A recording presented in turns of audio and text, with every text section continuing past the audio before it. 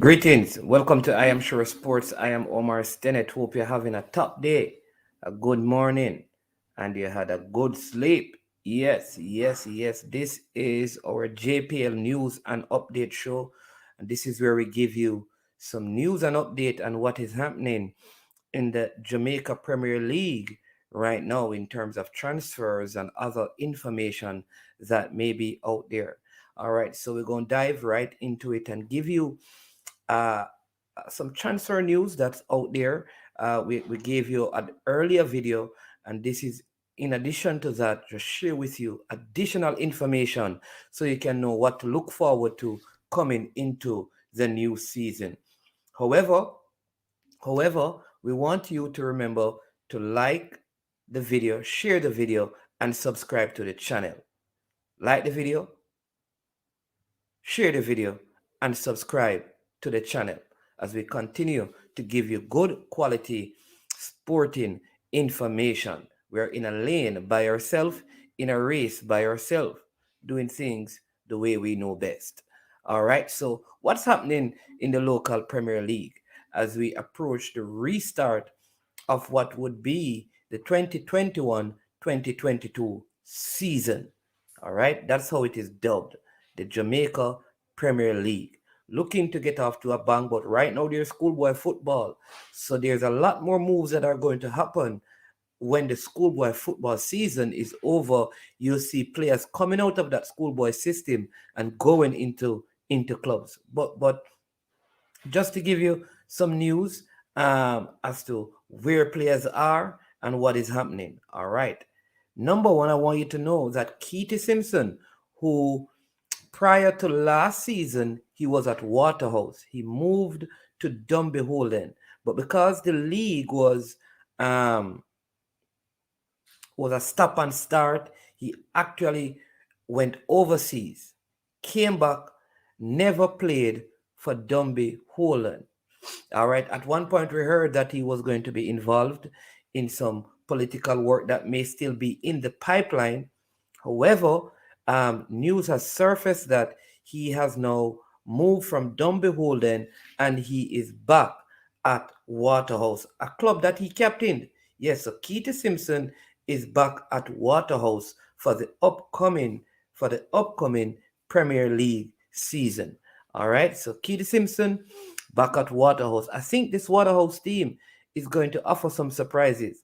There could be some players who were previously at Waterhouse, they left and they went to Mount Pleasant. You could see one or two of them showing up at Waterhouse this season as well. At Waterhouse as well, Nikolai Finlayson has retired. So you will not be seeing Nikolai Finlayson in the Waterhouse setup as a player for this upcoming season.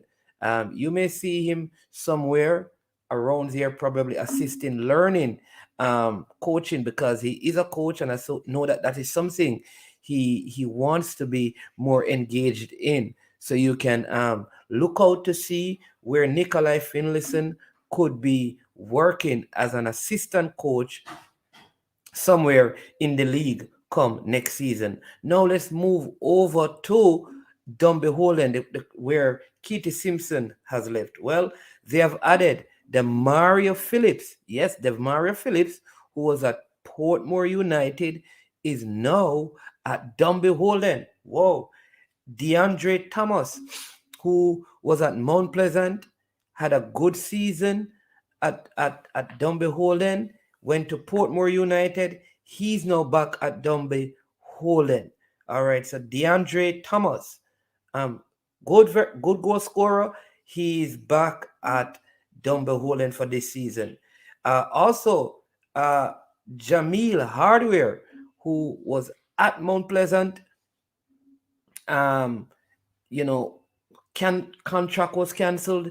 He too will be turning up in the colors of Dumbeholden.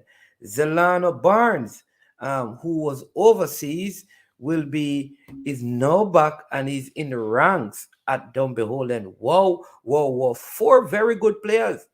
Jamil Hardware, Boystown player. His relatives also played for Boystown. Now he's going to be out there in St. Catherine with the Dumble team. Paul Christie doing a lot of stuff over there, bolstering his squad for the upcoming season. It is going to be interesting, my people. All right, there are a lot of changes as well. I'm going to jump down to St. Anne because there's going to be a whole lot of changes. You're not going to see the Mount Pleasant squad that you have been familiar with for many years. You won't see Cardell Benbow. You won't see Kemar Bush Beckford. You won't see Francois Swaby. You won't see Latroy Lang. You won't see Kevin Graham. And here's the thing, you will see Alan Otti. You will see, we told you about this one before, Ricardo Morris.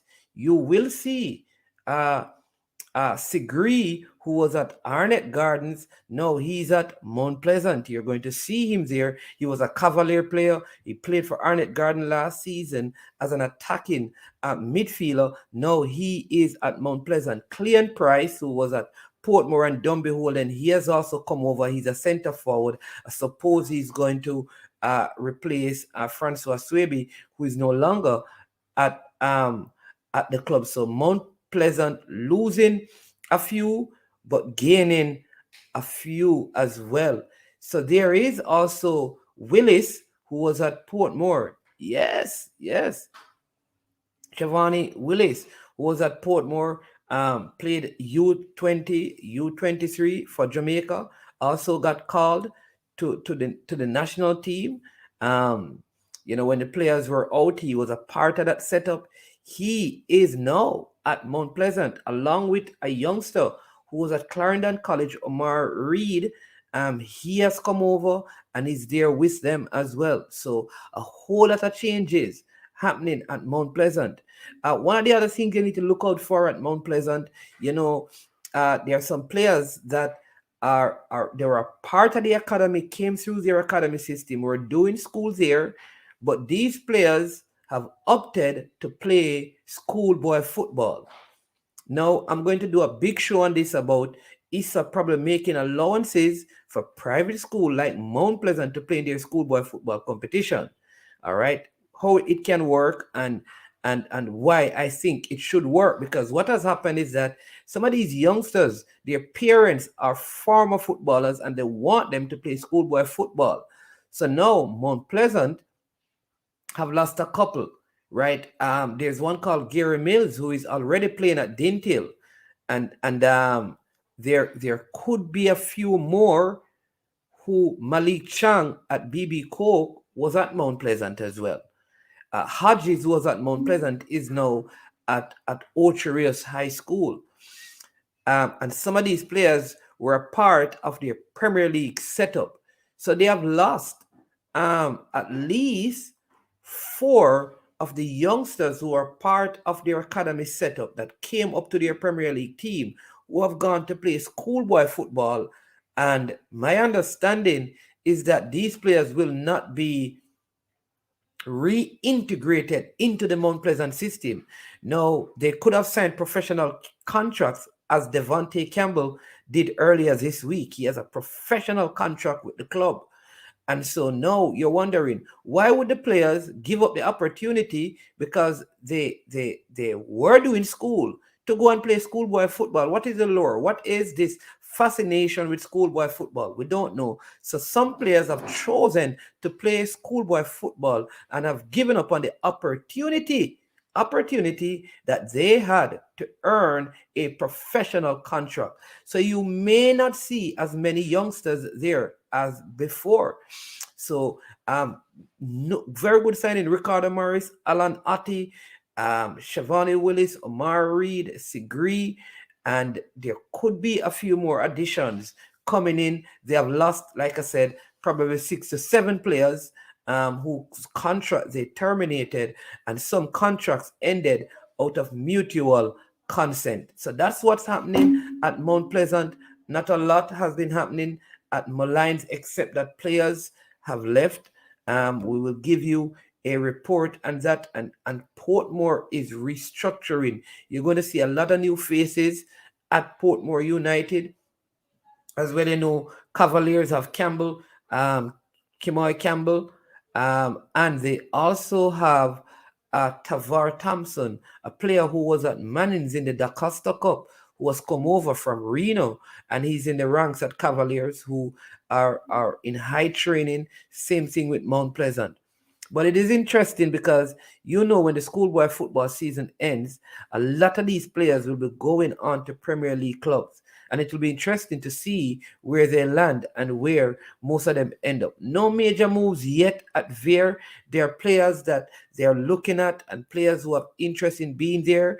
But nothing yet has materialized in terms of incoming at Veer, and nothing to write home about outgoing. So they're right kind of steady with their team. Not a lot. There are a lot of persons as well who are turning up at Arnett Gardens, but there's nothing solid, nothing concrete, as they are under the leadership of Paul Teagat Davis. So as we get the information, we're going to share it with you and let you know what is happening in the local Premier League here in Jamaica. That's your JPL news and update show. Remember, people, to hit the like button, right? Hit the like button, share the content, and also make sure you subscribe to the channel. I'm Mannings Man. Want to thank you for tuning in and thank you for your time. Enjoy the rest of your day. Looking forward to an exciting JPL season now that we have 12 teams and Montego Bay United is back in business. Yes, they are back in business. What could OP Orville Powell be setting up? Marvin Tate is the coach there. Does he have the wits to operate and manage in this present setup? Congratulations. I've spoken to some coaches who recently did their B license course and they have passed that. So I want to say a big thank you to them. Big thank you. Big thank you to all of those coaches who successfully passed their B license course. Some would have failed, some passed. Congratulations to those who were successful. Enjoy the rest of your day. This is I Am Sure Sports, and I am Mannings Man.